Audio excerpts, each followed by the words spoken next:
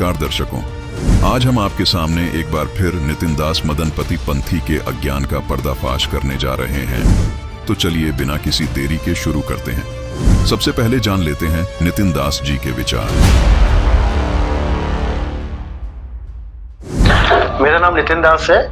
मेरा जन्म स्थान नंगल टाउन में पंजाब में हुआ है और मैंने कबीर पंथ 2010 में ज्वाइन किया था। तो शिशुपाल जी कह रहे हैं कि आप सब नकली हो, सच्चा ज्ञान तो सिर्फ रामपाल जी के पास है। अच्छा, बहुत बढ़िया। चलो आप एक बात बताओ, छोटा सा सवाल है आपसे। आप कहते हैं कि कबीर साहब का नाम कबीर है, जो आपका सार नाम है, जो सतनाम के साथ फिट करके दिया जाता है, ओम सोहम सत्य कबीर।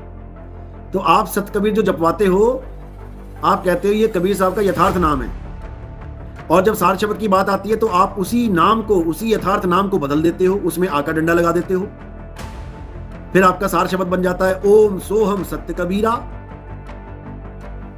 तो उनको चारों युगों में अलग अलग नाम रख के आने की जरूरत क्या थी? क्या ओम सोहम सत्य कबीर ही उनका नाम है? ओम सोहम सत्य सुकृत उनका नाम नहीं हो सकता? या ओम सोहम सत्य मुनिंदर नाम नहीं हो सकता? या ओम सोहम सत्य करुणामय नाम नहीं हो सकता? बुद्धि लगाओ, विवेक लगाओ। और आप कहते हो कि उनका नाम कबीर है, ठीक है। आप मुझे यह बताओ, जब 52 अक्षरों की उत्पत्ति नहीं हुई थी, जब कोई भी इंसान अक्षर नहीं बोलता था, तब ये का बी रा, ये अक्षर कहां थे? ये अक्षर कहां थे? और आपने अनुराग सागर पढ़ी है, कबीर सागर पढ़ी है, आपने देखा पूरी सृष्टि कैसे बनी है? परमात्मा के द्वारा। और परमात्मा के साथ वहां जो वार्तालाप हो रही है वो हिंदी में हो रही है। हिंदी में भी नहीं बल्कि और खड़ी बोली में हो रही है। कबीर साहब खड़ी बोली में लिखवाए हैं ये पूरा ग्रंथ। तो मुझे ये बता दें कि जब परमात्मा ने एक भाषा का विस्तार किया तो ये बाकी भाषाएं कहां से आ गई? ये जर्मन, चाइनीज, ये पुर्तगीज, ये स्पेनिश, ये सब भाषाएं कहां से आ गई? इनको कौन से परमात्मा ने पैदा कर दिया जो ये जापानी बोलने लग गए? क्योंकि सारी सृष्टि तो भाई परमात्मा से पैदा हुई ना। कबीर सागर के अनुसार देखोगे तो उसके बाद ब्रह्मा विष्णु महेश जी हुए। ब्रह्मा विष्णु महेश कभी स्पेनिश ना बोले, ब्रह्मा विष्णु महेश कभी फ्रेंच ना बोले, जर्मन ना बोले, और उन्हीं से सब पैदा हो रहे हैं, तो उनके ही सारे बच्चे हुए। तो ये बच्चे इतनी सारी भाषाएं कैसे बोलने लग गए? आप अपने घर का हिसाब लगा लो। आपके पापा, आपके दादा, परदादा, लकड़दादा, अकड़दादा, जितने भी दादा थे, जो भाषा वो बोलते थे वही आज आप बोल रहे हो अपने घर में, या आपने कोई नई भाषा का उद्घाटन कर दिया? पहले तो ये समझ लो, पहले तो इसको समझ लो, ये भाषाएं कहां से आ गई? जब तक तुम्हें यही नहीं पता कि ये भाषा कहां से आ गई, तुम क्या मंत्र जप रहे हो? नितिन जी, आपका कहना है कि शिशुपाल जी ने आपको अज्ञानी क्यों कहा? तो शिशुपाल जी कह रहे हैं कि आप सब नकली हो, सच्चा ज्ञान तो सिर्फ रामपाल जी के पास है। दरअसल श्रीमान नितिन जी, आप अपने को कबीर पंथी मानते हैं, परंतु कबीर जी के द्वारा दिए ज्ञान को जो कबीर सागर में संत धर्मदास जी ने लिखा है उसमें दोष देखते हैं। इसलिए शिशुपाल जी ने आपको अज्ञानी कहा है। नितिन दास जी रट लगाते हैं कि जब सृष्टि रची गई, वह जिस समय काल से कबीर जी की वार्ता हो रही थी, तब 52 अक्षर नहीं थे, तब भाषा कहां से आ गई? नितिन दास जी, आपको इतना ज्ञान नहीं कि जो परमात्मा सृष्टि की उत्पत्ति कर सकता है, तो क्या वह भाषा उत्पन्न नहीं कर सकता? जबकि नितिन दास जी, आप खुद सारी अज्ञान भरी बातें 52 अक्षर में ही कर रहे हो। यहाँ तक कि आप अपने शिष्यों को 52 अक्षर में आने वाले नाम जाप जपने के लिए भी देते हो। जो नाम दीक्षा लेने वाले हैं वो हाथ खड़ा करें। प्रथम दीक्षा वाले, प्रथम दीक्षा में हमारे यहाँ भी देखो पहले 52 अक्षरी नाम दिया जाता है। प्रथम दीक्षा में हमारे यहाँ भी देखो पहले 52 अक्षरी नाम दिया जाता है। तो क्या नाम जपने आपने? बोलो जय गुरु, जय बंदी छोड़, जय साहेब सतनाम साहिब बंदगी। जय गुरु, जय बंदी छोड़, जय साहेब सतनाम साहिब बंदगी। सतनाम साहिब बंदगी। और दूसरी तरफ इन्हीं अक्षरों को कोस भी रहे हो, इन 52 अक्षर को बेकार बता रहे हो। सोहम सतनाम नहीं जपना है। हमने शब्द की पारख करनी है। हमारा गुरु शब्द दे क्या रहा है? कहीं 52 अक्षर तो नहीं दे रहा, कहीं ये मंत्र तो नहीं दे रहा जपने वाले। अगर ऐसे कोई मंत्र दे रहा है तो उस गुरु को रिजेक्ट कर देना चाहिए, तो उस गुरु को रिजेक्ट कर देना चाहिए, तो उस गुरु को रिजेक्ट कर देना चाहिए। प्रथम दीक्षा में हमारे यहाँ भी देखो पहले 52 अक्षरी नाम दिया जाता है। नितिन दास जी, यदि आप कबीर जी के ज्ञान को तथा उनकी समर्थता को जानते तो इस तरह की अज्ञान भरी बातें नहीं करते। नितिन दास जी 52 अक्षर को मिथ्या मानते हैं तथा सारनाम सार शब्द जो संत रामपाल जी देते हैं उनको गलत बताते हैं, जबकि संत रामपाल जी जो नाम जाप देते हैं उन्होंने उन मंत्रों को प्रमाणित महान संतों की वाणी से दिखाया है, जिनको परमात्मा कबीर जी मिले थे, जिनको नितिन दास भी प्रमाणित मानते हैं। पूरे संसार को ज्ञान देने वाला कबीर है। बेई नदी पे कौन मिला था बाबा नानक को? सब कह रहे हैं परमात्मा मिले, पर अरे वो था कौन? कबीर साहब थे वो बेई नदी पे। जिंदा बाबा, जिंदा बाबा नाम रखा क्योंकि वो मुर्दा है ही नहीं, वो जिंदा ही जिंदा है। गरीबदास जी को कौन मिले अभी 250 साल पहले? कबीर साहब। धर्मदास जी को कौन मिले? कबीर साहब। तो देखा आपने, नितिन दास जी जिनको प्रमाणित संत मानते हैं उन सबको कबीर साहब जी ने स्वयं मंत्र बताए थे। प्रथम दीक्षा वाले 7 मंत्र, दूसरी दीक्षा वाले 2 नाम तथा तीसरी दीक्षा वाले सार नाम सार शब्द। संत रामपाल जी महाराज अपने शिष्यों को जो मंत्र देते हैं, इन मंत्रों को कबीर परमात्मा ने स्वयं मोक्ष मंत्र बताया है, जबकि नितिन दास जी इन मंत्रों को गलत साबित करने की कुचेष्टा कर रहे हैं। रही बात भाषा की भिन्नता की, तो नितिन दास जी अब आपको इस तर्क के जरिए ये समझाना चाहेंगे कि पहले मुर्गी उत्पन्न हुई थी या अंडा। अब आप सोच रहे होंगे कि ये कैसा सवाल है। बिल्कुल ऐसा ही है नितिन जी का अज्ञान। नितिन जी भी यही कहते हैं कि भाषा थी ही नहीं, काल से वार्ता करते समय 52 अक्षर थे ही नहीं, तो वार्ता कैसे हुई? नितिन दास जी विचार कीजिए, यदि परमात्मा मुर्गी उत्पन्न कर सकता है तो क्या मुर्गी और अंडा दोनों उत्पन्न नहीं कर सकता? ठीक इसी प्रकार श्रीमान नितिन जी, यदि परमात्मा सृष्टि को उत्पन्न कर सकते हैं तो क्या भाषा उत्पन्न नहीं कर सकते? श्रीमान नितिन जी कहते हैं कि मैं कबीर पंथी हूँ, देखिए प्रमाण। मेरा नाम नितिन दास है। मेरा जन्म स्थान नंगल टाउन में पंजाब में हुआ है और मैंने कबीर पंथ 2010 में ज्वाइन किया था। आइए आपको परम ज्ञानी यानी नितिन जी के अज्ञान का कुछ अंश और दिखाते हैं। तो उनको चारों युगों में अलग अलग नाम रख के आने की जरूरत क्या थी? क्या ओम सोहम सत कबीर ही उनका नाम है? ओम सोहम सत सुकृत उनका नाम नहीं हो सकता? या ओम सोहम सत मुनिंदर नाम नहीं हो सकता? या ओम सोहम सत करुणामय नाम नहीं हो सकता? बुद्धि लगाओ, विवेक लगाओ। नितिन जी, आपने जो कुतर्क किया कि सारनाम सत सुकृत क्यों नहीं है, सार नाम मुनिद्र क्यों नहीं है, सार नाम करुणामय क्यों नहीं हो सकता? नितिन दास जी, कबीर परमात्मा की एक वाणी है। सतयुग में सत सुकृत कह टेरा, त्रेता नाम मुनीन्द्र मेरा, द्वापर में करुणामय कहाया, कलयुग नाम कबीर धराया। इस वाणी में परमात्मा ने स्पष्ट किया है कि मैं कलयुग में कबीर नाम से ही प्रकट होता हूँ, जो कि मेरा वास्तविक नाम है। इसलिए मुल्लकाजियों की लाख कोशिशों के बाद भी कि इस बच्चे का नाम कबीर न रखा जाए, लेकिन परमात्मा ने अपना नाम कबीर ही रखवाया, क्योंकि कबीर नाम ही परमात्मा का वास्तविक नाम है। इसलिए सार नाम मुनीन्द्र, करुणामय और सत सुकृत नहीं हो सकता। नितिन दास जी, सार नाम सत सुकृत या मुनीन्द्र या करुणामय इसलिए नहीं हो सकता क्योंकि कबीर नाम परमात्मा का आदि से है। देखिए कबीर साहिब जी की ये वाणी, कबीर जो जन होगा जौहरी, लेगा शब्द परख, यही नाम मेरा आदि से सुन मत जाना सरक। जो श्रद्धालु परमात्मा को चाहने वाला होगा, निष्पक्ष होगा, वो शब्द को पहचान लेगा, परख लेगा। सत कबीर नाम मेरा आदि से है, इसको सुनकर सरक मत जाना अथवा अविश्वास मत करना कि ये भी क्या नाम हुआ। जैसे नितिन दास जी सरक गए।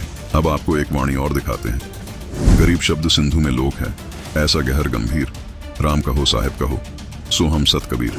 भावार्थ है परमात्मा की महिमा के लिए आप राम कहो, साहिब कहो, खुदा कहो, अल्लाह कहो, मुर्शिद कहो।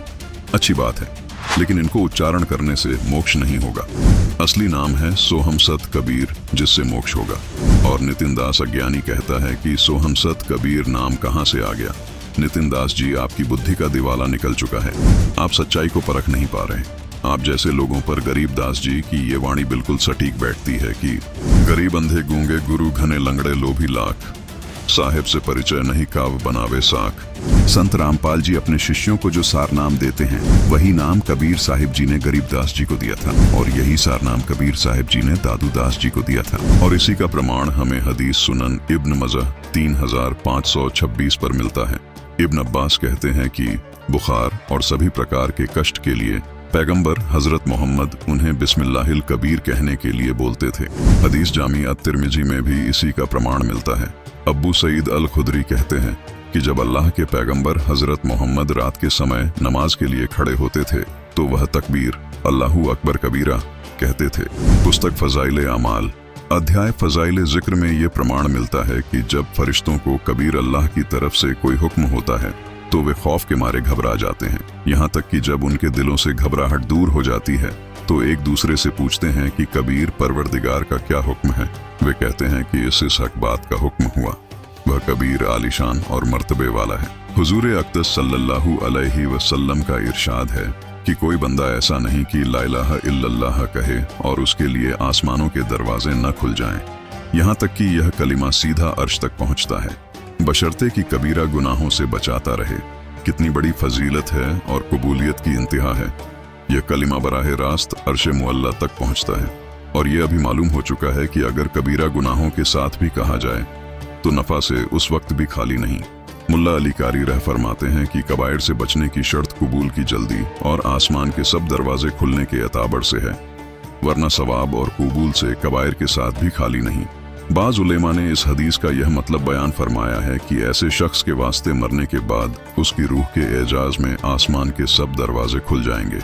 एक हदीस में आया है 2 कलिमे ऐसे हैं कि उनमें से एक के लिए अर्श के नीचे कोई मुंतहा नहीं, दूसरा आसमान और जमीन को अपने नूर या अपने अज्र से भर दे।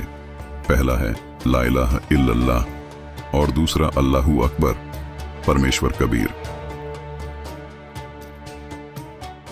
तो देखा आपने फजाइल आमाल में कबीर नाम की कितनी महिमा है। अब देखिए एक और महापुरुष की वाणी से प्रमाण। संत दादू दास जी ने अपनी वाणी में कहा है कि ठिका पूरा होए जब सब कोई तजे शरीरे, दादू काल पकड़े नहीं जपे जो नाम कबीर। आदमी की आयु घटे तब जम घेरे आए, स्मरण किया कबीर का दादू लिया बचाए। मेट दिए अपराध सब आए मिले छन माही, दादू संग ले गए कबीर चरण की छाई। दादू अंतर्गत सदा छिन छिन सुमरण ध्याने, वारू नाम कबीर पर पल पल मेरे प्राणे। सुन सुन साख कबीर की यूं काल नवावे माथे, धन धन तीनों लोक में दादू जोड़े हाथ। केरी नाम कबीर का विखम काल गजराज, दादू भजन प्रताप से ये भाग्य सुनत आवाज। पल एक नाम कबीर का दादू मन चितलाए, अस्थि के असवार को ये स्वान काल ना खाए। सुमरत नाम कबीर का कटे काल की पीरे, दादू दिन दिन ऊंचा होए फिर परमानंद सुख सीरे। दादू नाम कबीर की जय कोई लेवे ओटे, तिनको कबू लागे नहीं ये काल बजर की चोटे।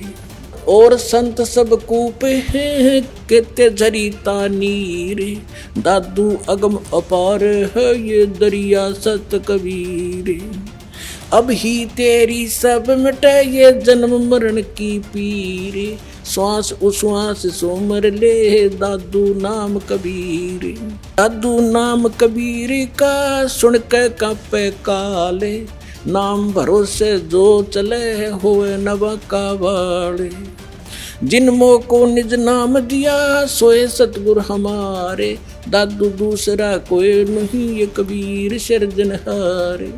परमेश्वर कबीर जी ने काल से वार्ता में यह भी कहा था कि कलयुग में अधिक जीवों का उद्धार करूंगा।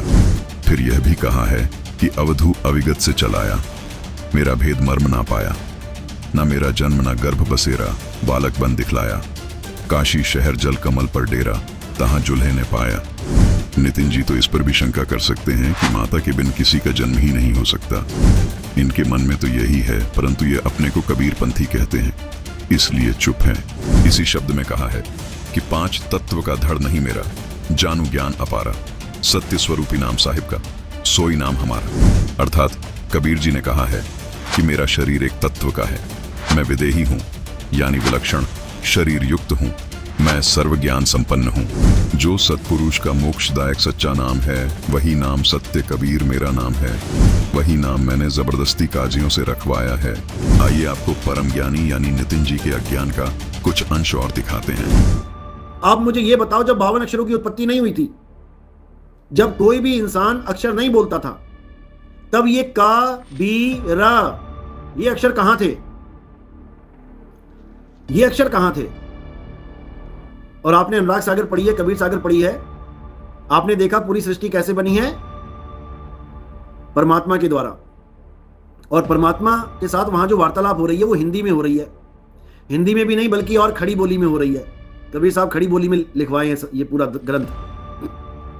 तो मुझे ये बता दें कि जब परमात्मा ने एक भाषा का विस्तार किया तो ये बाकी भाषाएं कहां से आ गई? ये जर्मन, चाइनीज, ये पुर्तगीज, ये स्पेनिश, ये सब भाषाएं कहां से आ गई? अगर आप विदेश में पैदा होते हैं, अमेरिका में, अब आप क्या कहते हैं, भाई हमारे ग्रंथ में दिखाओ क्या लिखा है। अभी तो आप हिंदुस्तान में पैदा हो गए तो गीता ले आए, भागवत ले आए। अंग्रेज होते आप तो मानते हैं हमारी गीता और वेद को? क्या मानते? परमात्मा के विषय में संत गरीबदास जी ने कहा है कि गरीब, खुरासान, काबुल किला, बगदाद, बनारस एक, बलख और बिलायत तक धरए कबीरा भेक। अर्थात खुदा कबीर जी ने बताया है कि सारी पृथ्वी के ऊपर जितने भी देश प्रदेश हैं, जहां जहां अच्छी आत्माएं जन्मी हैं, उनको यथार्थ अध्यात्म ज्ञान बताने तथा सच्ची साधना बताने के लिए मैं ही विभिन्न वेश धारण करके जाता हूं। काबुल अफगानिस्तान में, खुरासान जो पूर्वी ईरान में है, बगदाद इराक देश की राजधानी, बनारस भारत में तथा विलायत इंग्लैंड देश आदि आदि में मैं ही जाता हूँ। मेरे लिए सब देश, सब मानव एक समान है। हजरत मोहम्मद जी को भी जिंदा वेश धारण करके मक्का शहर में खुदा कबीर मिले थे। अब्राहिम सुल्तान अधम को बलख बुखारा शहर इराक देश में अरबी भाषा में वही ज्ञान बताया। एक रूमी नाम के मौलवी को भी अरबी भाषा में ज्ञान दिया। आइए इसे इस वीडियो के जरिए समझते हैं। रूमी शहर कोन्या टर्की देश की मस्जिद के सबसे बड़े मौलवी थे और मुसलमान धर्म का प्रचार प्रसार किया करते थे और उनके बहुत से शागिर्द थे। 15 नवंबर 1244 की रोज एक 60 साल का सफेद दाढ़ी वाला शख्स सर से एड़ी तक काला लिबास पहने हुए कोन्या के मशहूर चीनी बाजार में व्यापारियों की सराय में पहुंचा। इस शख्स का नाम समस्तरबेज था। समस्तरबेज से पूछने पर समस्तरबेज ने लोगों को बताया कि मैं एक राह चलता व्यापारी हूं। समस्तरबेज वहां जैसे कुछ खोज रहे थे और आखिरकार उन्हें रूमी घोड़े की सवारी करते हुए दिखाई दिया। एक दिन एक हौज के किनारे रूमी पुरानी इल्मी किताबों का एक ढेर रखकर बैठे थे और अपने शागिर्दों को पढ़ा रहे थे। समस्तरबेज वहां से गुजरे और उन किताबों के ढेर की तरफ इशारा करते हुए रूमी से पूछने लगे, ये क्या है? रूमी ने व्यंग्यपूर्वक उत्तर दिया, बाबा ये वो है जो तू नहीं जानता। ये सुनकर समस्तरबेज ने उन किताबों को हौज में धक्का दे दिया। ये देखकर रूमी आग बबूला हो गए और कहा, हे बदबख्त, ये तूने क्या किया? क्या तू जानता है ये किताबें कितनी कीमती थीं? ये सुनकर समस्तरबेज हौज में कूद गए और एक एक कर सारी किताबें पानी से बाहर निकाल कर रख दी। मजे की बात यह थी कि एक भी किताब गीली नहीं हुई थी, उल्टा उनमें से धूल निकल रही थी। ये हैरतंगेज नजारा देख रूमी दंग रह गया और समस्तरबेज से पूछा, बाबा ये क्या है? समस्तरबेज ने उत्तर दिया, ये वो है जो तू नहीं जानता, और वहां से चले गए। अगले दिन रूमी अपने घोड़े पर सवार होकर बाजार में पहुंचे। वहां लोग आदर सत्कार में उनका हाथ चूम रहे थे। तब अचानक समस्तरबेज वहां पहुंचे और रूमी के घोड़े की लगाम पकड़कर खींच ली। रूमी पहचान गया कि ये तो वही बाबा है। रूमी भी उनसे मिलना चाह रहे थे। बाबा ने कहा कि रूमी एक मसला है, मुझे ये बताओ कि मोहम्मद बड़ा या बायाजिद बस्तामी बड़ा? रूमी ने कहा, ये तो बच्चा भी जानता है, मोहम्मद बड़ा है। बाबा ने कहा, अगर मोहम्मद बड़ा है तो उसने ये क्यों कहा कि हे अल्लाह, मैं तुझे नहीं जानता, तू कौन है? और बायाजिद बस्तामी ने ये क्यों कहा कि हे अल्लाह, तू पाक है, तू बादशाहों का बादशाह है और तेरी बड़ी शान है। दोनों के बीच काफी लंबी चर्चा होती है और बाबा के तर्क सुनकर रूमी बेहोश होकर घोड़े से नीचे गिर जाता है। रूमी की आंखें खुली तो अपना सिर बाबा की गोद में पाया। बाबा रूमी को लेकर शहर से दूर चले जाते हैं। इसके बाद समस्तरबेज कोन्या से गायब हो जाते हैं। रूमी उनकी याद में पागल सा हो जाता है और बाबा की खोज में भटकने लगता है। 1 वर्ष बाद रूमी को किसी से पता लगता है कि समस्तरबेज को दमिश्क में देखा गया है। रूमी अपने बड़े बेटे से कहता है कि घर में जो सोना, चांदी, गहने, पैसा पड़ा है सब ले जा और बाबा को यहाँ ले आ। रूमी का बड़ा बेटा दमिश्क पहुंचकर समस्तरबेज के नाम पर भंडारा खोल देता है और देखता है कि कुछ दूरी पर बाबा एक लड़के के साथ शतरंज खेल रहे हैं। रूमी का बड़ा बेटा बाबा से विनती करके उन्हें घोड़े पर बैठाकर कोन्या ले आता है। रूमी कहता है कि बाबा, आप क्यों गायब हो गए थे? आपने मेरे साथ ऐसे क्यों किया? मैं 1 साल से आपकी याद में तड़फ रहा था। बाबा कहते हैं, अगर मैं गायब ना होता तो तेरे दिल में आज ये आग ना होती। बाबा रूमी को इल्म देते हैं, जिसे पाने के बाद रूमी अपनी पारंपरिक पूजा पाठ छोड़ देता है। ये देख रूमी के शागिर्द समस्तरबेज से ईर्ष्या करने लगते हैं। एक रोज रूमी अपने मुर्शीद समस्तरबेज के साथ अपनी कुटिया में बैठे थे। तब रूमी का छोटा बेटा व कुछ शागिर्द समस्तरबेज के कत्ल के इरादे से वहां पहुंच जाते हैं और समस्तरबेज को आवाज लगाते हैं। समस्तरबेज रूमी से कहते हैं कि बस अब मेरा जाने का वक्त आ गया है। शागिर्द जैसे ही उनको मारने के लिए तलवार उठाते हैं, समस्तरबेज गायब हो जाते हैं। ये तो गायब हो गया।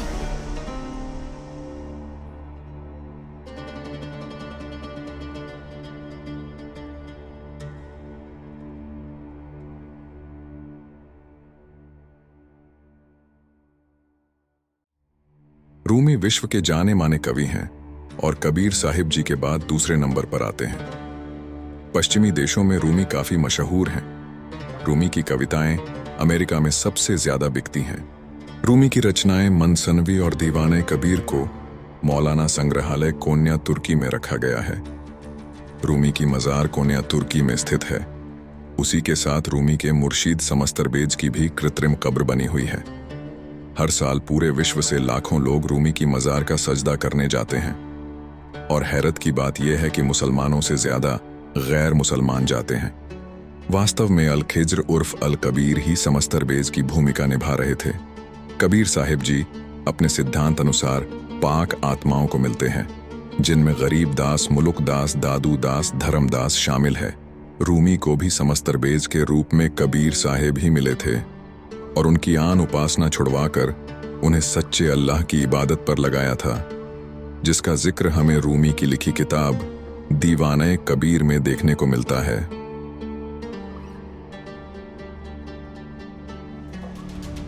अब आपके दिमाग में ये सवाल आ रहा होगा कि ये कैसे माना जाए कि समस्तरबेज ही कबीर परमात्मा थे। आइए इस पर नजर डालते हैं। कबीर परमात्मा अपने विधान अनुसार अच्छी आत्मा को मिलते हैं, जैसे रूमी को मिले। ऐसे ही कबीर परमात्मा जिंदा बाबा के रूप में संत गरीबदास जी को मिले और सारा ज्ञान उनके अंदर डाल दिया। उनको दिव्य दृष्टि दी, जिससे उनको भूतकाल में घटी घटनाएं तथा भविष्य में घटित होने वाली घटनाएं पता चली। गरीबदास जी ने जो वाणियां बोली, वो सभी वाणियां कबीर साहिब जी ने ही उनके अंदर फीड की थी। गरीबदास जी ने अपनी वाणी में कहा है कि गरीब सदगुरु समस्तरबेज को बाटी धरिया हाथ, सूरज को सेकी जहां, तेज पुंज का गात। इस वाणी में संत गरीबदास जी कबीर साहिब जी को सदगुरु कहकर संबोधित कर रहे हैं। वे कह रहे हैं कि कबीर परमात्मा जो समस्तरबेज के रूप में भूमिका निभा रहे थे, उन्होंने मुल्तान शहर में सूरज को अपने पास बुलाकर रोटी सेकी थी। पूरा मुल्तान शहर भट्टी बन गया था। इसका इतिहास गवाह है। नितिन दास जी, आप जो बातें कर रहे हो कि इतनी सारी भाषा कहाँ से आ गई, फ्रेंच कहाँ से आ गई, जर्मन कहाँ से आ गई, आपको इतना भी ज्ञान नहीं कि यही कालजाल है, क्योंकि जितनी ज्यादा भाषा होंगी, जीवों को ये समझाना उतना ही मुश्किल होगा कि कबीर भगवान है। आप जो बात कह रहे हैं कि जब काल की और कबीर परमात्मा की वार्ता हुई थी तो उस समय 52 अक्षर वाली भाषा कहाँ से आ गई? पूर्ण परमात्मा कबीर जी को हर भाषा का ज्ञान है। जो नीचे से गए हुए जीव काल की तप्त शिला पर जल रहे थे, वो जीव 52 अक्षर वाली भाषा जानते थे, इसलिए कबीर साहिब जी ने उनसे 52 अक्षर वाली भाषा में बात की, उनको उन्हीं की भाषा में समझाया। वही भाषा जब काल से वार्ता हुई तब प्रयोग की तथा धर्मदास जी से भी वही भाषा लिपिबद्ध करवाई, ताकि सभी जीव इस तत्व ज्ञान को समझ सके, क्योंकि 52 अक्षर वाली संस्कृत भाषा जीव समझ नहीं सके। नितिन दास जी, शायद आपको पता न हो, वर्तमान में वैज्ञानिकों ने ऐसे उपकरण बना लिए हैं कि मनुष्य चाहे किसी भी भाषा में बोले, उस भाषा को मनुष्य अपनी भाषा में सुन व समझ सकते हैं। नितिन जी, थोड़ा विचार कीजिए, क्या परमात्मा कबीर जी इंसानों से भी गया गुजरा है जो विभिन्न भाषा नहीं जानता होगा? आप भले ही अपने आप को कबीरपंथी कहते हैं, लेकिन आपका ज्ञान ये सिद्ध करता है कि आपको कबीर परमात्मा के ज्ञान का कक्खा भी नहीं पता, न उनकी महिमा से आप परिचित हैं। नितिन दास जी, अगर आप सच में कबीरपंथी हैं तो आपको ये विश्वास होना चाहिए कि कबीर परमात्मा के लिए कुछ भी कार्य असंभव नहीं है। आपने अपनी अज्ञानतावश ये कहा कि कबीर साहिब ने जो ज्ञान धर्मदास जी को दिया वो खड़ी बोली में दिया। क्या काल और कबीर परमात्मा की वार्ता खड़ी बोली में हुई थी? ये कैसे संभव है? शायद आप इसी आधार पर सृष्टि रचना आदि को भी सिर्फ एक कहानी मानते हैं। यहाँ आपको थोड़ा विचार करना चाहिए। कबीर परमात्मा ने अपने ज्ञान को साधारण और सरल भाषा में सब जीवों तक पहुंचाने के लिए अलग अलग भाषाओं में, अलग अलग रूपों में, अलग अलग देशों में प्रकट होकर उनको उन्हीं की भाषा में समझाया। और रही बात तप्तशीला पर कबीर साहिब जी ने किस भाषा में बात की जो सबको समझ आ गई, तो नितिन दास जी, ये आपकी अज्ञानता का ही प्रमाण है। इस दौर में आप इतनी हास्यास्पद बात कर रहे हैं। आज के समय में तो इस बात को समझना बहुत ही आसान है।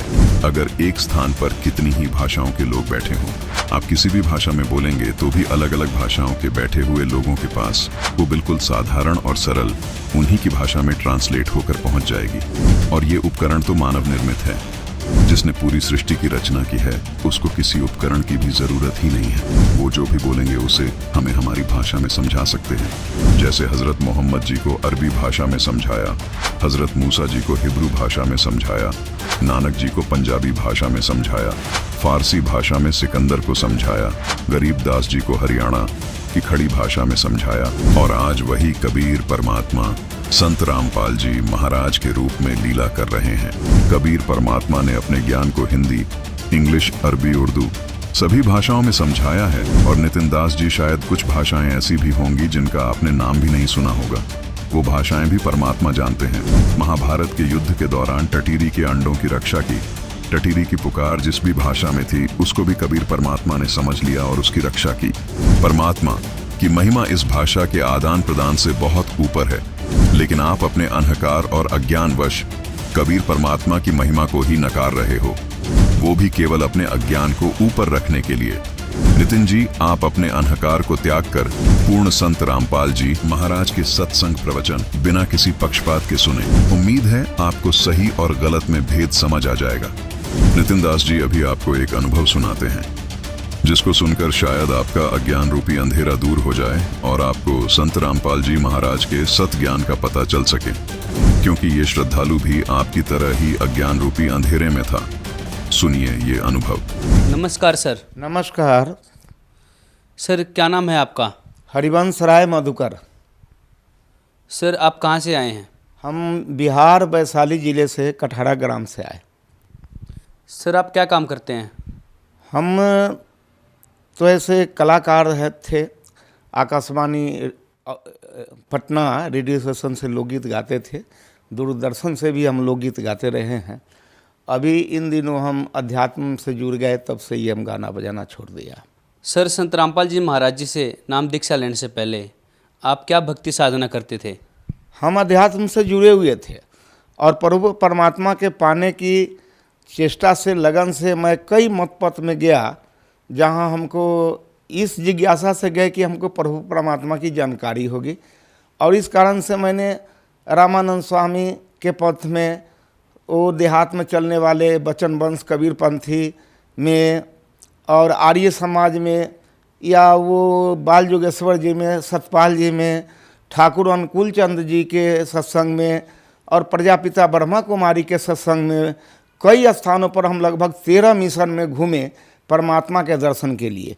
लेकिन कहीं से हमें कुछ प्राप्ति नहीं हुआ, कोई तो आंख बंद करने को कह दिया, कोई कहा ध्यान लगाओ, कोई कहा क्रम नेवली करो, कोई कुंडलियां जागृत करने को कह दिया, किसी ने कहा कि वो नाक के ऊपर दोनों दृष्टि जमा करके देखो, भगवान का दर्शन होगा। बहुत हम परेशान में पड़ गए, देखा कि हर जगह वही बात है, ठगी की बात हो रही है। तब हमें कान में एक शब्द मिला निरंकारी मिशन का। जो निरंकारी मिशन 1992 में बहुत कम जत्थे में था, और उस समय जब हमारे ध्यान में यह आया निरंकारी मिशन, तो उसमें हमने जाकर के ज्वाइन किया।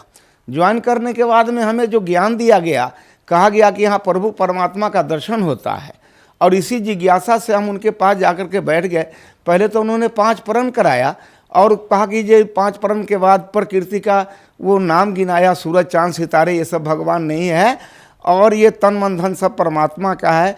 और उसके बाद उन्होंने परमात्मा का दर्शन बताया, कहा कि धरती से आसमान तक जो ये खलिया जगह देख रहे हो, ये खाली जगह है, इसी को निरंकार कहते हैं। यही तो निरंकार है, यही ब्रह्म है, और इसको जो जान जाता है वो ब्रह्मन हो जाता है। ब्रह्म जानाति ब्रह्मना, ये जो वेद में लिखा हुआ है, शास्त्र में लिखा यही है। गीता में भी कहा गया है कि ये इसको कोई औजार नहीं काट सकता, बताओ खलिया को कौन काटेगा, ये बम इसको कौन मारेगा, ये किसी तरह से नाश नहीं होता है, यही परमात्मा है। और इसी को मैं सच्चा मान करके इसकी भक्ति करने लगा।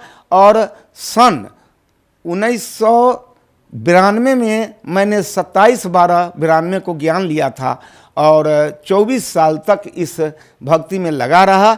इस दौरान में मैंने अपने संपूर्ण वैशाली जिले में लगभग 24 ज्ञान केंद्र खोला, और ज्ञान प्रचारक हमारे साथ होते थे, और मैं प्रचार का काम करता था पूरे बिहार में। कटिहार, वो ठाकुरगंज, पूर्णिया, वो सहरसा, मधेपुरा, गंगटोक और सिक्किम, करसियांग, नेपाल के देशों में भी हम जनकपुर और शबैला, वो धनुखा, ये और शिवनगर, परसा जिला, मलंगमा, सरलाही जिला, इन सब क्षेत्रों में मैं जाकर के काफ़ी इसका प्रचार किया।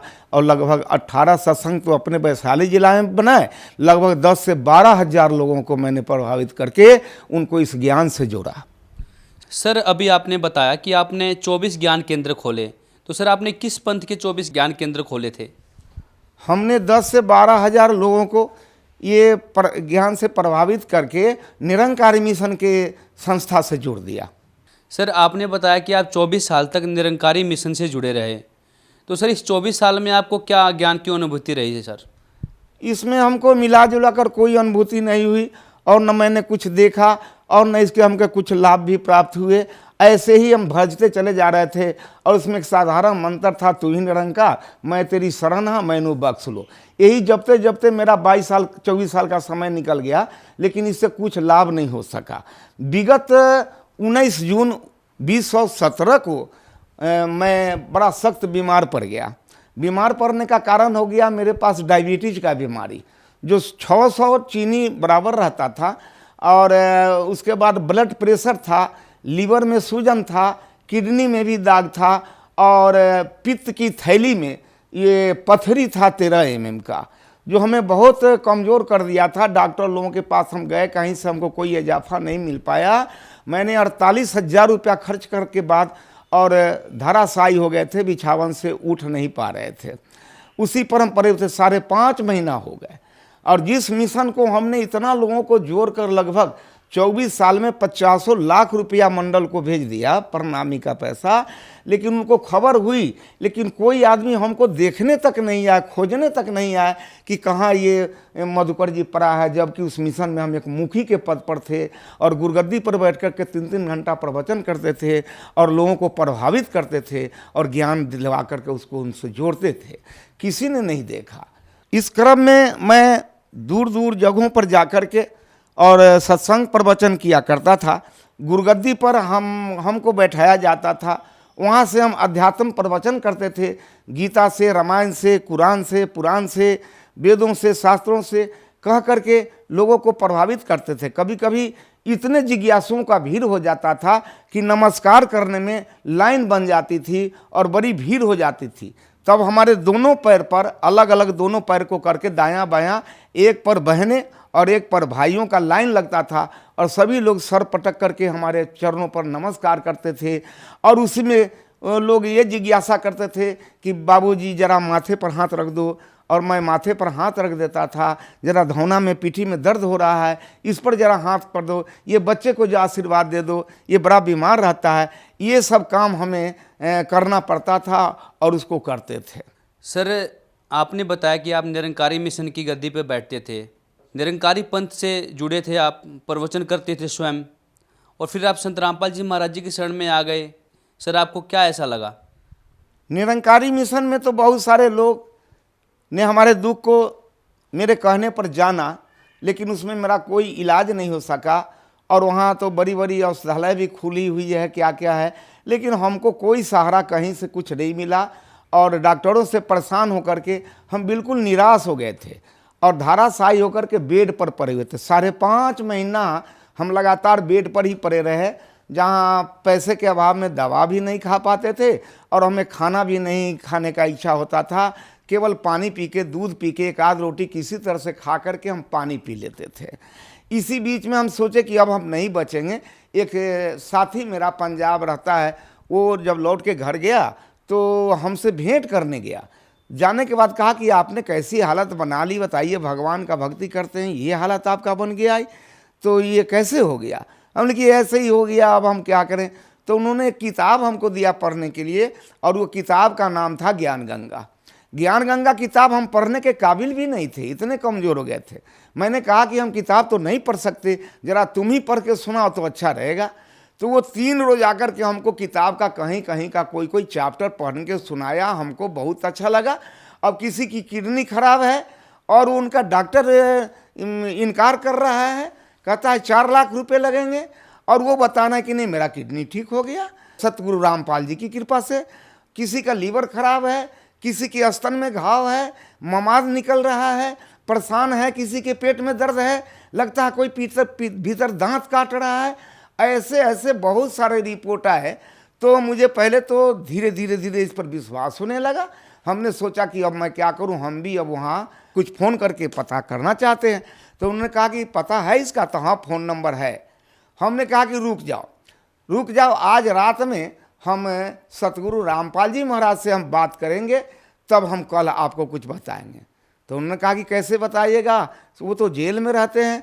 हमने कि हम भी तो गुरु की सेवा कर रहे हैं 24 साल से, और ये सतगुरु हैं तो ज़रूर हम पर कृपा करेंगे, मुझे विश्वास है। ऐसा सोचकर मैं रात में 9 बजे खाना उना खा करके जब सोने गए तो हम तो कुछ जानते नहीं थे, हम तो केवल इनका नाम सुनते थे और किताब में फ़ोटो देखा था। इन्हीं के फ़ोटो को हमने कहा सतगुरु रामपाल जी महाराज की जय, रामपाल जी महाराज की जय, 5 बार यही जयकारा लगा करके हम हाथ जोड़ करके प्रार्थना किया कि हे सतगुरु रामपाल जी महाराज, आपकी बहुत सारी प्रशंसा इस किताब के अंदर मैंने सुनी है। बहुत सारे लोगों का बीमारी भी ख़त्म हो गया है, मेरी भी बीमारी ख़त्म करो और मुझे भी ठीक कर दो। अगर ऐसा कर दोगे तो शेष जीवन जो मेरा बचेगा ये हम आपके चरणों में बिताएंगे, आपके चरणों में भक्तों की सेवा करके अपना जीवन बिताएंगे। और ऐसा करिए कि मैं बहुत दुखी हो गया हूँ, अगर ठीक करना है तो आज रात में आकर के आज रात भर में ही हमको ठीक कर दीजिए। 2, 4, 10 रोज लगाइएगा तब इस चीज़ को हम नहीं मानेंगे। ऐसा प्रण करके हम सो गए। कई दिन नींद भी नहीं आ रही थी, उस दिन नींद भी बहुत अच्छा पड़ा। 3:30 बजे भोर की बात है कि हम जहाँ सोए हुए थे उसी में निरंकारी आश्रम चलता था, हर रविवार को सत्संग चलता था। तो रात में 3:30 बजे ये सतगुरु रामपाल जी महाराज वहाँ पहुँच गए। सादा पैजामा, हाफ कुर्ता, गमछा रखे हुए और कुर्ते का रंग थोड़ा हल्का गेरुआ रंग का पहने हुए, हाफ कमीज, और कुर्सी खींच करके उसी जगह बैठ गए। कुर्सी के खींचने का आवाज़ हमको कान में मिला और तब आवाज़ सुन करके हमारी आँख खुल गई। हम देखते हैं कि अरे कुर्सी कौन खींचा। देखते हैं कि सामने में सतगुरु रामपाल जी महाराज बैठे हैं, जैसे वो बैठते हैं उसी तरह से एक पैर पर दूसरा पैर रख करके दोनों हाथ एक साथ करके, लगता है जैसे कोई मंत्र कर रहे हो या कुछ कर रहे हो, बैठे हुए हैं। मैंने सोचा कि मैं स्वप्न देख रहा हूँ कि वास्तव में जागृत अवस्था में हूँ, ये समझ में नहीं आया और मैं उनके चरणों में जाकर के नमस्कार किया। फिर उन्होंने पूछा बड़े प्यार से कि बेटे क्यों बुलाए हो हमको। हमने कहा कि दास तो सब 9 बजे रात में ही सब बात आपके चरणों में रख के सो गया है। आप तो अंतर्जामी भी हैं, आप यहाँ आ भी गए, अब हमसे क्या पूछ रहे हैं कि क्या बोला? तो नहीं, तुम ये बोला कि हमको ठीक करना है तो रात भर में ठीक कर दीजिए, और नहीं तो 2-4 रोज में करेंगे तो हम नहीं मानेंगे। हम कि जी सरकार ऐसा तो दास बोला है, अब मरता क्या ना करता, बीमारी को तो लाजिम है अच्छा होने का, इसकी तत्परता में हम आपके सामने ऐसा बोला है, हो सकता है गलती ही हो गई है, तो आप पिता तुल्य हैं, पिता है ही, आप हमारे माफ़ी करके और हमको ठीक कर दीजिए। हम तो फिर भी यही कहेंगे। हंसने लगे, कहे कि बेटे तुम्हारे सर पर बहुत सारे भार हैं, बहुत सारे बोझ लाद लिया तुम, ये बताओ तुम्हारे चरणों में कितने आदमी का सर गिरा है? हमने कहा इसकी कोई गिनती नहीं है, अनगिनत है। वो 50,000 लाखों लोग इस पर माथा पटके होंगे, इस चरण पर, इसका कोई ठिकाना नहीं है। अब बताओ इतने दिन का जटिल बीमारी तुम कहता रात भर में ठीक कर दो, ठीक तो हो जाओगे। तू नाम दीक्षा ले ले, भक्ति कर, मर्यादा में रह, तू ठीक हो जाएगा। और मेरे पास आ गया तो मैं कुछ होने वाला नहीं, घबराओ नहीं। और ये सब पूछ करके और हमको कहे कि जब ठीक है, जब ऐसी ही बात है तो फिर कल से तू ठीक हो जाओ। ऐसा कह के हमारे सतगुरु रामपाल जी महाराज जो आकर के हमको बताए और वहाँ से चले गए। जाने का भी क्रम देखा तो अद्भुत लगा हमको, जैसे हनुमान जी एक पैर नीचे सीधा करके और एक पैर मोड़ करके और ऊपर दक्षिण की दिशा में इस तरह से उड़ गए। बहुत देर तक हम खड़ा होकर देखते रह गए, जब तक आंख से ओझल नहीं हुआ, और दक्षिण दिशा की तरफ चले गए। मैं फिर चौकी पर बैठ गया, जो 6 महीना से उठ नहीं पा रहा था, खा नहीं पा रहा था, चहल टहल नहीं पा रहा था। मैंने अपने बाजू पर बाजू रख के अंदाज किया कि मेरी क्या हालत है, तो मैं अपने में बहुत दुरुस्ती पाया, ताकत पाया, और हमको लगा कि कोई नई ताजगी आ गई। और मैं बिछावन पर से उठ करके, सामने मेरा रोड है, उसी रोड पर चला गया और 4 किलोमीटर पैदल हम चले गए, घूम करके टहल के 4 किलोमीटर चले आए। मैंने गऊओं को बांध दिया, पानी डाल करके, और उसको बांध करके नादी पर खाने के लिए लगा दिए, अपना मुंह भी धो लिया और स्नान भी कर लिए। फिर पत्नी के पास आए तो हमने कहा कि, तो देख करके बोली कि क्या कर रहे हैं आप? कहीं मुंह के भरे गिर जाओगे, तुम्हारा 6 महीना से बीमारी आदमी है, कौन सा नाटक कर रहे हैं? उनकी नाटक नहीं कर रहा हूँ, हमारे पास अभी सतगुरु रामपाल जी महाराज का दर्शन हुआ, वो आए थे और आकर के हमको ठीक होने का वरदान दे दिया कि कल से तुम ठीक रहोगे, इसलिए मैं आया हूँ, आज मुझे खाना बनाकर खिलाओ। तो कहा कि जो आदमी खाना नहीं खा रहे हैं, 3 महीना से खब्बे न करते हैं, कोई चीज़ खाना देते हैं तो बिगड़ जाते हैं, गुस्सा करते हैं, अभी खाना कैसे खा लीजिएगा? हमने खिलाओ ना, हमको बहुत भूख लगी है महाराज, हम खाना खाना चाहते हैं। वो खाना बनाने लग गई और हम उस दिन से प्रतिदिन कुछ न कुछ अच्छे ही होते जा रहे हैं, अच्छे ही होते जा रहे हैं। मैंने 13 रोज रास्ता देखा कि मैं ठीक तो हो गया हूँ, नाम दान लूँ कि नहीं लूँ, ये टेम्पोररी ठीक हुआ हूँ कि परमानेंट हो गया हूँ, यह मुझे पता नहीं चल रहा था। तो हम 13 रोज इसका इंतज़ार किया, 13 रोज बिल्कुल मैं ठीक ठाक रहा, 14वां रोज भी ठीक रहा। तब जाकर के हम, ये 2 अक्टूबर की बात है, रात की घटना है, 15 अक्टूबर को मैंने जाकर के नामदान केंद्र में, वहाँ समस्तीपुर ठारा गोपालपुर में नामदान ले लिया। जब ये ज्ञान को मैंने देखा तो मैं तो दंग हो गया। वो जहाँ जहाँ लोग बताते थे, किसी ने कहा कि ये श्वास चल रहा है ये भगवान है, किसी ने आंख जांच दिया कहा इसमें लाइट आता है सो भगवान है, किसी ने ऊपर ताकने को बताया, किसी ने कान मूंदने को बताया, और यहाँ जो ज्ञान बताया गया कि नहीं नहीं प्रभु साकार है और इसको तू देख लो। जब इस ज्ञान को मैंने देखा तो मैं दंग रह गया और हक्का बक्का हो गया कि दुनिया में कैसे कैसे लोग किस किस तरह के भगवान दिखलाते हैं, ना जाने कहाँ कहाँ से चुन चुन करके कैसे कैसे भगवान लेकर के दिखलाते हैं। कोई नकली भगवान दिखलाते हैं, कुछ करते, सब को देखते देखते हमको यहाँ समझ में आया कि असली भगवान ये है। और उन्होंने कहा कि कबीर इज गॉड, यही है कबीर, इसको देखो। और इसका प्रमाण ऋग्वेद में बताया, और इसका प्रमाण अथर्व वेद में बतलाया, इसका प्रमाण गीता में भी बतलाया, इसका प्रमाण वो शास्त्रों में बतलाया, उपनिषद तक में बतलाया, और देवी भागवत पुराण में भी बतलाया। सबको समझा बुझा करके, सत्संग करा करके तब मुझे ज्ञान दिया। और ज्ञान लेने के बाद मैं बड़ा प्रसन्न हुआ। मेरे कलेजे में, ये पित्त के थैली में जो पत्थर था, वो पत्थर का दर्द कभी कभी हमको होता था। जब हम सेकेंड बार पेशी में यहाँ आए हिसार फरवरी महीने में, तो वहाँ से हम चले आए, ट्रेन में हमको वो दर्द होने लगा। दर्द से हम बेचैन हो गए। हम किसी तरह से हिसार पहुंच गए, वहाँ पेशी लगाए। लौटने के बाद भी हमको खाने की इच्छा नहीं हो रही थी। हमको लगा कि फिर पहले जैसा बीमारी हो गया और ये दर्द हो गया। हमारे साथ के लोग बहुत खाने को प्रयास किया, ये कुछ नहीं खाएंगे, मेरा तबीयत ठीक नहीं है। जब दिल्ली से बिहार जाने के क्रम में 5-6 स्टेशन जब आगे गाड़ी बढ़ गई कानपुर के लगभग, तो रात में एकाएक वो रामपाल जी महाराज सतगुरु फिर ट्रेन में आए और मैंने देखा कि वो आए। आने के बाद में लगता था कि वो किसी को खास व्यक्ति को खोज रहे हैं। आते आते मेरे बेड के पास चले आए। सीट पर मैंने खिड़की की तरफ सिर करके सोया हुआ था, चित्त पड़ा हुआ था। वो सीधे दोनों हाथ को इस तरह से बनाए हुए आए और मेरे कलेजे में दोनों हाथ को घुसेड़ दिया। जब हाथ इसमें घुसेड़ दिए तब हम देखते हैं कि नहीं, एक खुला मड़ई में हम पड़े हुए हैं, मेरा लाश पड़ा हुआ है और उसमें से हम निकल कर 2 हाथ की दूरी पर अलग बैठे हुए हैं और मेरे लाश में ये दोनों हाथ समा दिया। वैसा वैसा वहाँ 5-6 लाश और पड़ी हुई थी, जिसको देखकर यह प्रतीत होता था कि मेरे बाद इन सब लाशों का भी ऑपरेशन होगा।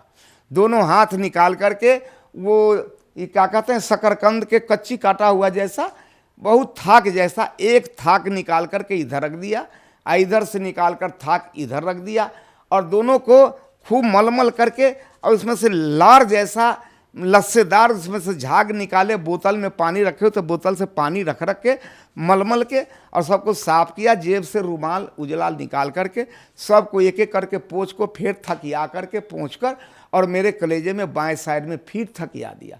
इधर वाला भी पोंछ कर दाहिना साइड में थकिया दिया और उंगली से ऐसा ऐसा ऐसा ऐसा करके मानो जैसे सिलाई कर दिया और सिलाई करके हाथ से इस तरह से पोंछ दिए तो वो घाव भी लगा, ख़त्म हो गया। सुबह में हम उठे, लोग पूछे कि मधुकर जी आप रात खाना नहीं खाए, आप कुछ खाओगे? हमने यहाँ खाएंगे, इच्छा है? हम लोग बहुत इच्छा है। क्या खाओगे? हम जो खिला दो, भात खिला दो, दाल खिला दो, वो रोटी सब्जी खिला दो, चिवड़ा दही, जो खिलाओगे हम खाएंगे। लोग कहने लगे कि आप कोई चीज़ खाना नहीं चाहते थे, अभी सब कुछ खाना चाह रहे हैं, ये कैसे हो गया? तो हमने कहा कि नहीं नहीं, अब जो बीमारी मेरा था ये सतगुरु रामपाल जी की कृपा से ये अब ख़त्म हो गया, हमको अब लगता है ख़त्म हो गया। तो मेरे चलते ये लोग रोहतक में गाड़ी पर से उतर गए। हमने बड़ी भूख लगी है, खिलाओ। तो रोहतक के स्टेशन पर उतर गए और हमको प्लेटफार्म पर और लोगों को छोड़कर ये लोग आश्रम में गए और वहाँ से मेरे लिए प्लेट दाल भात तरकारी सब्जी सब ले करके आए और मैंने भरपेट भोजन किया, दाल भात तरकारी सब्जी खाया। वहाँ से हमें चैन आ गई। फिर लौट करके गए तो रास्ते में ये लोग फिर पटना में दही चूड़ा भी खिलाया, भूजा भी खिलाया, सारे सामग्री को खिलाया और उस दिन से हम बिल्कुल ठीक हो गए। अब हमको लगता है कि वो दर्द भी हमको अब स्वप्न के रूप में भी कोई महसूस नहीं होता है कि दर्द हो रहा है या नहीं हो रहा है। वो लगता है अब है ही नहीं, वो पत्थर उथर सब खत्म है सतगुरु रामपाल जी महाराज की कृपा से। सर एक बात बताइए, आप 24 साल से निरंकारी मिशन से जुड़े हुए थे, यहाँ तक कि आप गुरुपद पे थे और आप वहाँ पर प्रवचन भी देते थे, लेकिन फिर आप संत रामपाल जी महाराज के शरण में आए। संत रामपाल जी महाराज जी के ज्ञान में और निरंकारी मिशन के ज्ञान में आपको क्या भिन्नता नजर आई सर? निरंकारी मिशन के ज्ञान में और ये संत रामपाल जी के महाराज के ज्ञान में बहुत अंतर आया, क्योंकि यहाँ स्पष्ट रूप से बताया जाता है और वहाँ एक मानने की बात कही जा रही है कि मानो, ये मान लो कि यही भगवान है, यही खलिया है सो भगवान है। और यहाँ जानने की बात कही जाती है कि जानो कि ये भगवान है। यहाँ दिस की बात है, यह की बात है, वहाँ दैट की बात बताई जा रही है कि वह भगवान है। अब पता नहीं वो कहाँ है, सातवां आसमान के ऊपर है या नीचे है, क्या है नहीं है, कुछ भी नहीं है। सर जो श्रद्धालु आपको देख रहे हैं और जो श्रद्धालु निरंकारी मिशन से अभी भी जुड़े हुए हैं, आप उन्हें क्या संदेश देना चाहते हैं?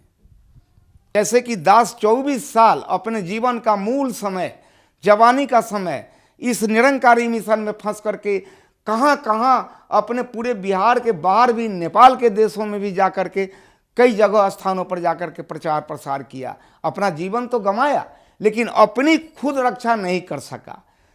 आप लोगों को मालूम है, अच्छी तरह आप जानते हैं कि पिछले वर्षों में निरंकारी मिशन के प्रवर्तक सम्राट मुखिया जो जिनके द्वारा ये सत्संग का कार्यक्रम चल रहा था, वो खुद ही ये डेनमार्क में 4 चक्के गाड़ी पर एक्सीडेंट होकर के मर गए। दास को बड़ा झटका लगा कि जिनके भरोसे पर मैं मोटरसाइकिल चलाता हूँ और उनका नाम लेता हूँ कि हे परमात्मा आप मेरी रक्षा करो, आप मेरी रक्षा करना, उनके नाम पर मैं खुद गाड़ी चलाता हूँ और जो गाड़ी से एक्सीडेंट करके मर गए तो मेरा क्या होगा, मेरी रक्षा कौन करेगा। और मेरे जेहन में ये बात आया कि जो स्वयं का मक्खी नहीं उड़ा सकता वो मेरा कुकुरमाची क्या उड़ा देगा। और बड़ा ठेस पहुंचा मुझे, और तब से मैं संकल्प लिया कि नहीं नहीं नहीं, इस मिशन को तो कल छोड़ना है। अभी भी हमारे जितने इसके अंदर में बैठे हुए लोग, चाहे संसारिक हों या जगत हों या भगत हों या हमारे निरंकारी मिशन के लोग हों, मैं उनसे ही प्रार्थना करूंगा कि मेरे जैसे सोचा बेचारी करके, बिना जाने बिना पहचाने झूठी बड़ाई करके अपना 24 साल का जो मैंने जीवन नाहक में बर्बाद कर दिया और बीमारी का शिकार बन गया, इसलिए हम फिर पुनः आपके श्रवण शक्ति में ये आवाज़ को पहुंचा रहे हैं कि आप नकली से बच करके असली में आकर के सतगुरु रामपाल जी के शरणों में आकर के अपना हर तरह से अपना कल्याण करें। सर आपको पूरा विश्वास है कि आपके गुरु संत रामपाल जी महाराज जेल से बाहर आएंगे, क्या निर्दोष है? पूरा विश्वास है। जब हमारे इतने बड़े बीमारी से वो हमको निकाल सकते हैं, हमारे पित्त के थैली में से पत्थर निकाल सकते हैं हाथ पेश करके बिना छुरी का। डॉक्टर कह रहे थे कि चाकू लगेगा तुम मर जाओगे, तुम तो चीनी का बीमारी है। तो जब हमको निकाल सकते हैं, हमको उठाकर खड़ा करा सकते हैं, हम कैसे समझे कि जेल में है? अगर जेल में होते तो मेरे पास मेरे बिस्तर के नज़दीक जाकर कैसे बैठ जाते, मेरी हाल कैसे पूछ लेते और कैसे कहते कि जाओ तू कल से ठीक हो जा। अगर वो जेल में होते तो कैसे निकल करके चले आते। आज मैं मोटरसाइकिल चलाता हूँ और सत्संग में जाता हूँ, हर काम मैं कर रहा हूँ उनके कृपा से। तो क्या वो बाहर आएंगे? ये बड़ी बात है। इस हमारे साथ जो घटना घटी इससे बहुत छोटी बात है। वो यहाँ आकर के ही रहेंगे और उसमें ज़्यादा दिन नहीं है, बहुत शीघ्र ही आएंगे। सर संत रामपाल जी महाराज जी से यदि कोई श्रद्धालु नाम दीक्षा लेना चाहे तो कैसे ले सकते हैं? ले सकते हैं। अभी उनके बहुत सारे चैनल चल रहे हैं, जिस चैनल पर इनका प्रोग्राम बराबर होते रहता है, शाम में होता है, दोपहर में होता है, तो आप उस पर ध्यान देंगे तो चैनल चलते हुए वो नीचे में उनका फ़ोन नंबर आता है, जहाँ जहाँ उनका आश्रम सतलोक आश्रम और उसका फ़ोन नंबर उस पर नीचे लिखा रहता है। उसी फ़ोन नंबर को आप नोट कर लीजिए और उसी फ़ोन नंबर से आप पूछ लीजिए, आपको बता दिया जाएगा कहाँ एरिया है, किस जगह रहते हैं, आपके नज़दीक में कौन सा नामदान केंद्र नज़दीक पड़ेगा। वहाँ जा कर के आप आसानी से ज्ञान ले सकते हैं, नामदान ले सकते हैं और अपने जीवन को बदल सकते हैं, अपने जीवन को सुहेला कर सकते हैं। आप जिस वासी देश का हैं, अपने देश को आराम से आप जा सकते हैं। आपको पहुंचाने वाला आपको सारथी मिल गया है, आपको पहुंचाने वाला वो सतगुरु रामपाल जी मिल गया है, जो इस आत्मा को अमरलोक पहुंचाता है। बहुत बहुत धन्यवाद सर। धन्यवाद। अब आपको नितिन दास जी की एक वीडियो दिखाते हैं जिसमें वो ये बता रहे हैं कि पाप नाश नहीं हो सकते, आपको अपना प्रारब्ध भोगना ही भोगना है। देखिए। अब तुमने गलत काम किए हैं, खूब लोगों को मारा है, बकरे काटे हैं, भैंसे काटे हैं, तो तुम्हारा प्रारब्ध तुम्हारे इस शरीर को दुखदाई अवस्था में घुमाएगा। यानी उसमें लिख दिया कि तेरा पैर कटेगा, तेरा हाथ कटेगा, अंधा हो जाएगा, बीमारियां लग जाएंगी। अब ये तुम्हारा प्रारब्ध है, ये होना ही होना है। तो देखा आपने नितिन दास जी का ये मत कि पाप नाश नष्ट नहीं हो सकते, प्रारब्ध आपको भोगना ही भोगना है, ये गलत सिद्ध होता है। हरिवंश राय जी का अनुभव सुनने के बाद तो ये स्पष्ट हो जाता है कि अगर आप पूर्ण संत की शरण में हो तो आपके भारी से भारी पाप कर्म नष्ट हो जाते हैं। हरिवंश राय जी को पाप कर्मों से दुख हुआ, लेकिन जब उन्होंने पूर्ण संत रामपाल जी महाराज पर पूर्ण विश्वास किया, उनसे नाम दीक्षा ली तथा भक्ति की, तो उससे उनके पाप कर्म कटे और सुख हुआ। क्योंकि पाप कर्मों से दुख होता है और जब पाप कर्म नष्ट हो जाते हैं तो सुख हो जाता है। जैसे कांटा लगे पैर में पीड़ा होती है और जब कांटा निकल जाता है तो दर्द नहीं रहता। अभी आपको नितिन दास जी के दोहरे विचार सुनाते हैं। पहले ये वीडियो सुनिए जिसमें नितिन दास जी मानते हैं कि 3 लोक में रह रहे सभी जीव जेल में हैं, चाहे वो सरकारी जेल में हो या अपने मकान में, सभी जेल में हैं। सुनिए पहले ये वीडियो। और ये मकान भी, ये जेल ऐसी है जिसमें सरकार जेल नहीं बना रही है कमरे, सरकार ने तुम्हें क्या रखा है, अपनी अपनी जेल बनाओ। अब जितना तुम्हारे पास पैसा है तुम उतना पैसा जेल में लगा रहे हो। अपनी जेल बना रहे हो। जेल ही है ये, मकान दुकान। एक सरकारी जेल होती है जहां पहले से कोठरियां बनी होती हैं, और एक ये 3 लोक जेल है। जब इस दुनिया में पहली बार इंसान आया, एक भी मकान, एक भी झोपड़ी नहीं बनी थी। बनी थी क्या? अभी आपको ये दूसरी वीडियो सुनाते हैं जिसमें संत रामपाल जी महाराज के अनुयायी से नितिन दास जी कह रहे हैं कि संत रामपाल जी महाराज इतने सक्षम हैं तो जेल से बाहर क्यों नहीं आ जाते। पहले सुनिए ये वीडियो। देखो सुनो, रामपाल जी जब जेल में गए ना, तो उन्होंने बोला कि भाई 2014 में गए थे कि भाई 2015 में आने वाले हैं। ये कह रहे हो तो जीवों को विचार कह रहे हैं। नहीं, वो उनकी स्टेटमेंट आई है, मैं जल्दी आऊंगा बेटा, बच्चा जल्दी आऊंगा।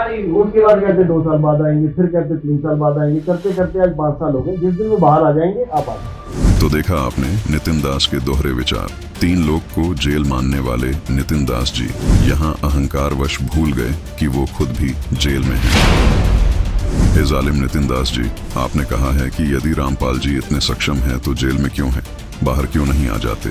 आपको आपके इस अज्ञान का जवाब हरिवंश राय जी के इंटरव्यू से मिल गया होगा। जब हमारे इतने बड़े बीमारी से वो हमको निकाल सकते हैं, हमारे पित्त के थैली में से पत्थर निकाल सकते हैं हाथ प्रेस करके बिना छुरी का। डॉक्टर कह रहे थे कि चाकू लगेगा तुम मर जाओगे, तुम तो चीनी का बीमारी है। तो जब हमको निकाल सकते हैं, हमको उठाकर खड़ा करा सकते हैं, हम कैसे समझे कि जेल में है। अगर जेल में होते तो मेरे पास मेरे बिस्तर के नज़दीक जाकर कैसे बैठ जाते, मेरी हाल कैसे पूछ लेते और कैसे कहते कि जाओ तू कल से ठीक हो जा। अगर वो जेल में होते तो कैसे निकल करके चले आते।